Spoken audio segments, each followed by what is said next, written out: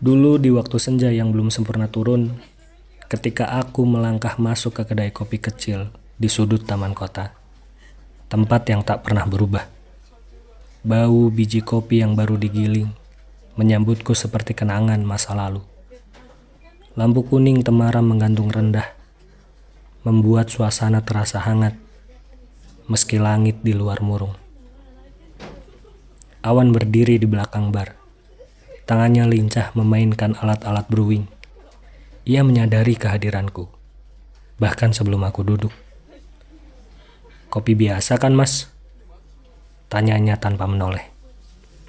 "Iya, seperti biasa ya," jawabku. "Tapi tolong jangan buru-buru diseduh." Dia tertawa pelan, lalu mulai menimbang biji kopi dengan presisi seorang penyair yang sedang memilih diksi. Awan bukan hanya barista. Ia semacam teman yang selalu tahu waktu. Tahu kapan harus diam, kapan menyela, dan kapan memberi ruang agar seseorang jatuh dalam keheningan tanpa merasa sendirian. Aku mengambil kursi di pojok, di dekat jendela. Di luar, hujan belum turun, tapi awan sudah menggulung, seperti hati yang menahan tangis terlalu lama. "Lagi-lagi mendung ya," gumamku. Awan datang membawa 2 gelas air putih. "Ya, langit selalu menyimpan banyak rahasia," katanya sambil duduk di seberangku. Tapi dia gak pernah nanya kenapa kita sedih. Aku menatapnya, lalu tersenyum. "Awan, aku pengen cerita tentang Tasya." Ia diam, lalu mengangguk. "Ceritalah." Aku menarik nafas, sangat panjang. "Aku kan kenal dia waktu pameran kecil. Kamu ingat kan, di perpustakaan kampus lamaku? Dia datang ngeliat lukisanku paling lama, di antara semua orang. Diam-diam aja, tapi tatapannya beda." "Tasya?" tanya Awan sambil menuangkan air panas ke dalam V60. "Yang kamu bilang selalu ngedukung semua karyamu itu?" Aku mengangguk. "Iya, dia selalu muncul tanpa diminta. Setiap aku upload karya baru, dia pasti komentar. Setiap aku manggung baca puisi, dia hadir, paling depan. Kadang cuma berdiri, kadang bawain kopi dingin. Padahal dia gak suka kopi." Awan mengangguk pelan.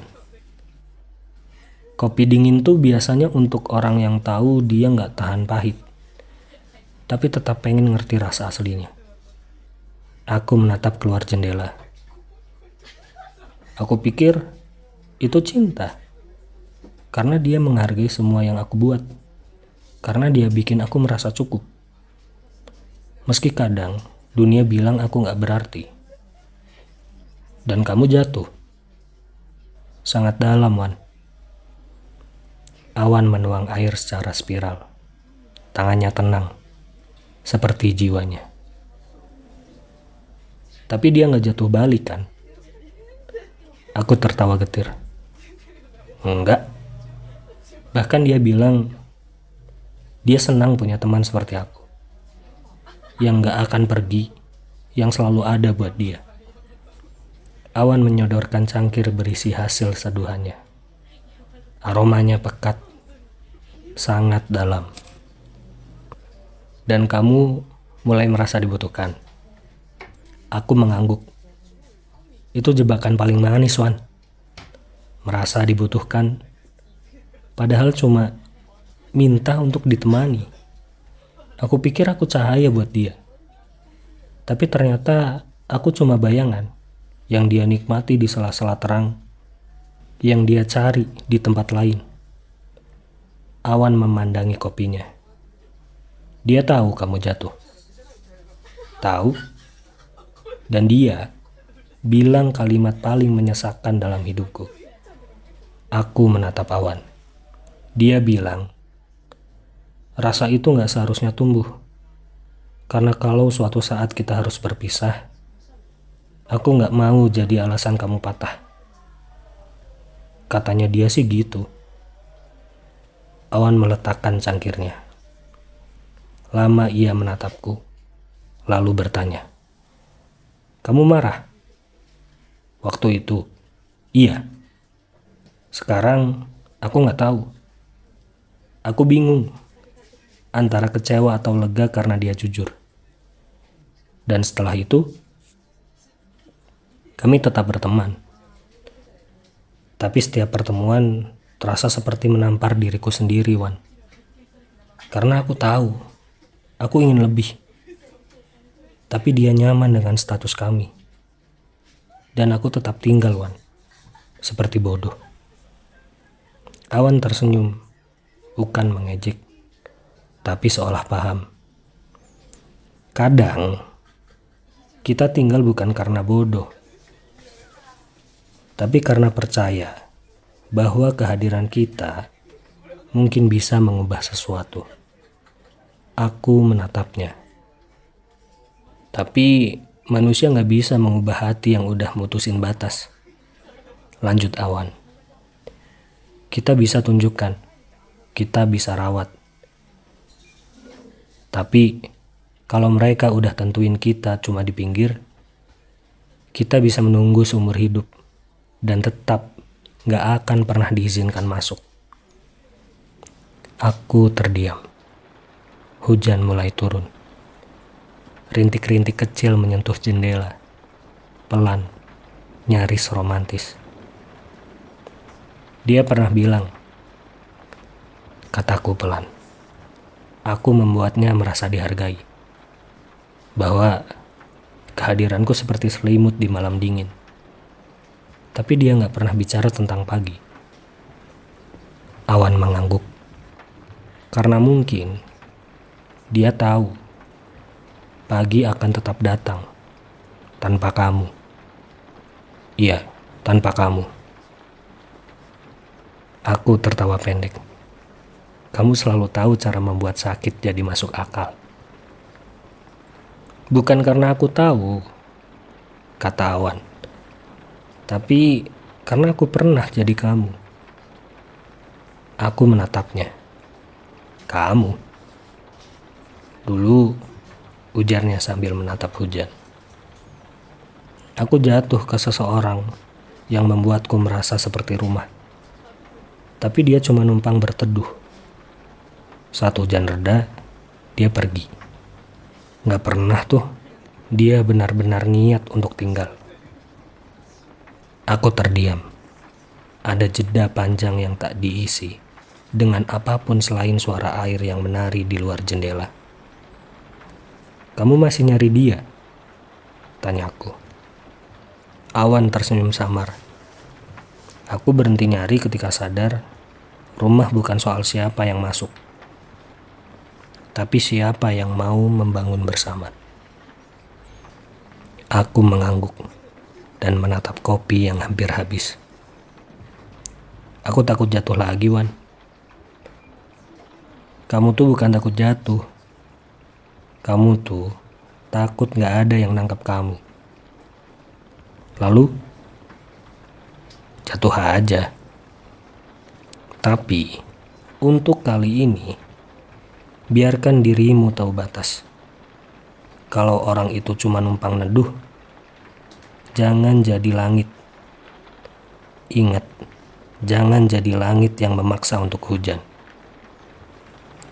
Aku terdiam cukup lama, mencerna setiap kata Awan, seperti mencerna pahitnya kopi pertama yang kuseduh sendiri. Kadang aku merasa aku ini hujan yang ditolak bumi. Awan menatapku, lalu tersenyum. Hujan itu gak pernah ditolak.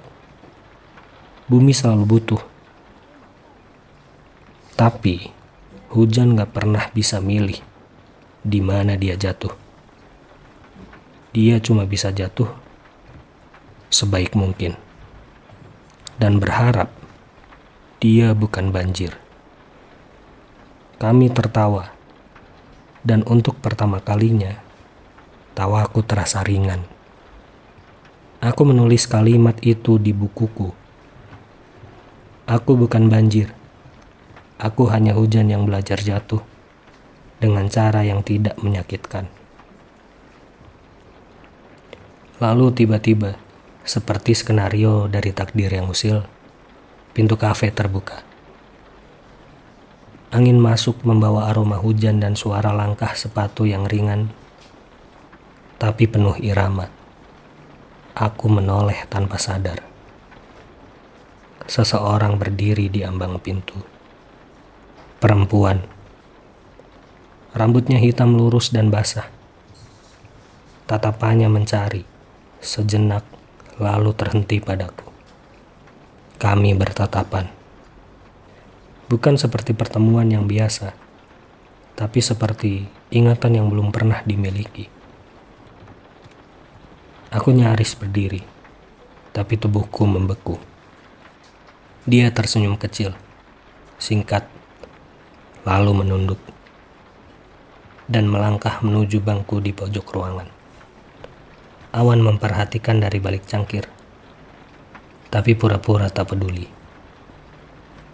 Awan, bisikku. Kamu lihat dia? Lihat, jawabnya tenang, sambil berdiri dan berjalan ke balik bar.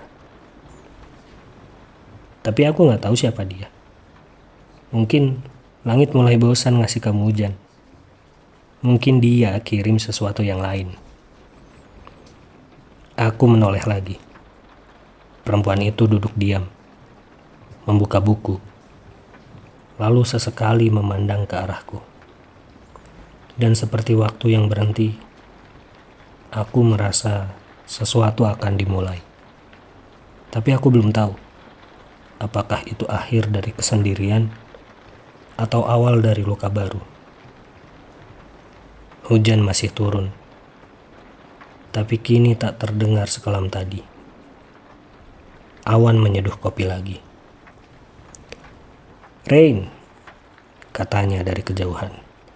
Ingat, pelangi gak pernah datang karena kita minta. Dia datang ketika hujan dan mentari sama-sama rela muncul di waktu yang sama. Aku menatap perempuan asing itu lagi, dan dunia seperti menahan nafas.